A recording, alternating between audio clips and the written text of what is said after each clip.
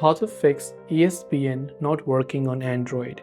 If the ESPN app is not working on your Android phone for some reason, there are a couple of reasons why this is happening.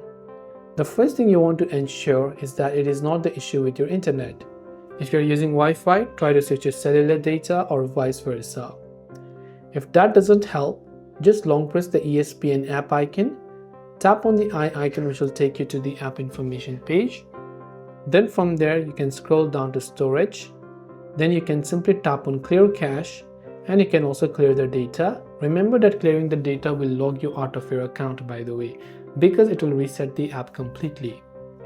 Once you've done that, simply head over to your Play Store and in the search bar just search for the ESPN app. Check if the app has an update, and of course if it does, then make sure to update it to the latest version. Hopefully one of these may have helped you solve the problem. If you have any questions, do feel free to leave them down below.